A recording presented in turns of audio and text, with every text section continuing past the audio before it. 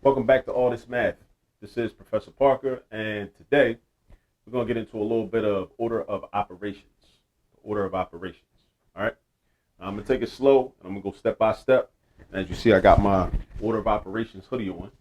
You know what I mean? Please excuse my dear Aunt Sally. A lot of us learned that when we were younger.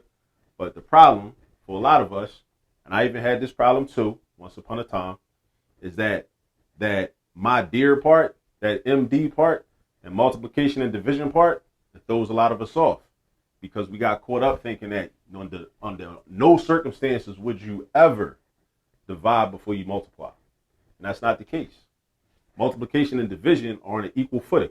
So if you're reading the problem from left to right, the way we read in the English language, right, and you see division before multiplication, you don't just, disregard the division first and jump over and do the multiplication and then go back and try to divide. That's not how we do it, right? It depends on what comes first when reading the problem from left to right.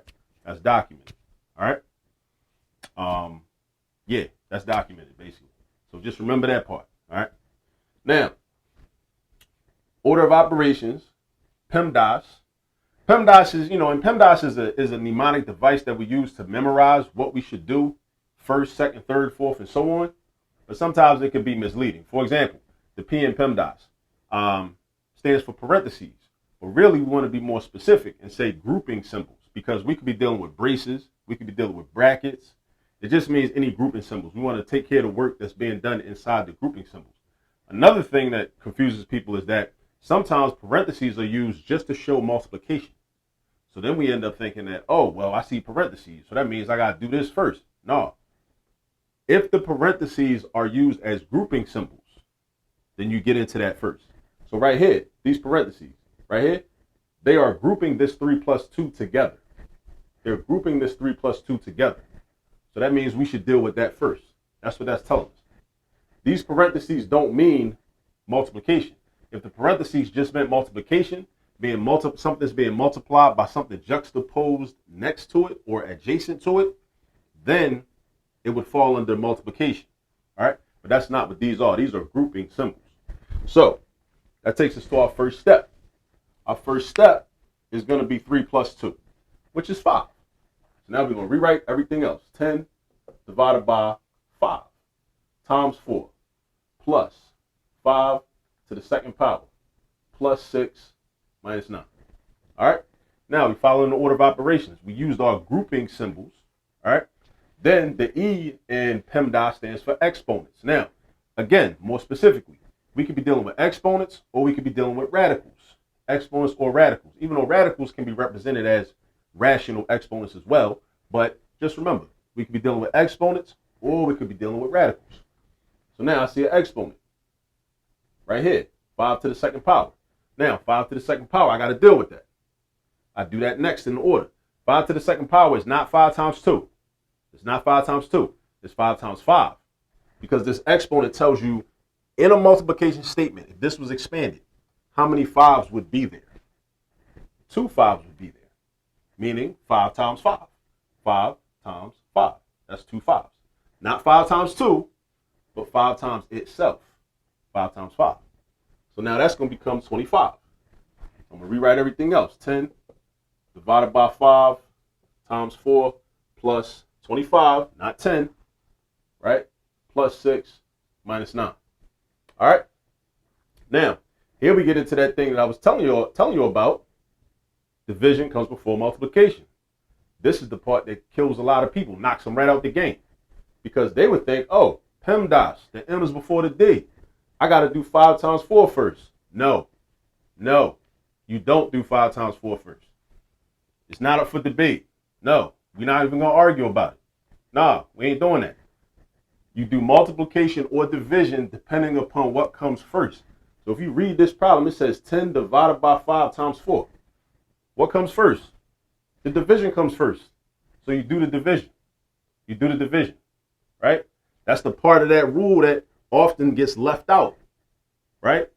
But that's the part that's very important that should not be left out by teachers, by anybody, by tutors, whoever.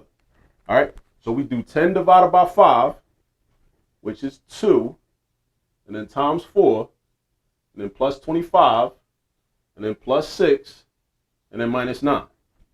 All right? Now, taking inventory. What do I have left? Multiplication, addition, subtraction. Multiplication takes precedent over addition, and subtraction. So I do the multiplication. 2 times 4 gives me 8. So now I got 8 plus 25 plus 6 minus 9. Now I just got addition, and subtraction left. Now, realistically, when you're dealing with addition and subtraction, it actually doesn't matter what order you do the math calculations in. It doesn't. As long as you are, as long as you allow the numbers to maintain their signage, their proper signage. All right? Because you could change the order around. You could do commutative property, right? But the problem a lot of people have is like let's say I wanted to put the 9 in front. It's not really a 9. It's really a negative 9. So you'd have to have negative 9 plus 8. Not 9 plus 8. That's going to give you the wrong answer. But let's keep it simple. And let's just work left to right. Just like when we're reading books. We read in English from left to right. So let's do 8 plus 25. 8 plus 25 is going to give me 33. Right? And then I got plus 6 and minus 9. Right? Now, I got addition and subtraction. Let's keep moving. Left to right. 33 plus 6 is 39. 39 minus 9. Last step. 39 take away 9 gives me 30. And that, my friends, sisters and brothers, is how we use the order of operations. All right? I may have some other videos on the order of operations. And if there are other videos that you'd like to see, please reach out to me. Send an email to allthismath@gmail.com. All right? Going forward, I'm going to start taking more requests. When I get my subscriber list up, then I'm going to start doing YouTube lives. All right? But I got to get my subscribers up. I'm not at 1,000 subscribers yet. Once I get to 1,000 subscribers, then I start doing YouTube lives. All right? And then we're going to start, getting into a whole lot of more stuff, by popular demand. All right. Well, I hope this was helpful. Remember that a like or a subscribe would support me a lot. I appreciate that. Share the video, please. And as I always say, almost at the end of almost every video, always remember that there's all this math all around you. Peace.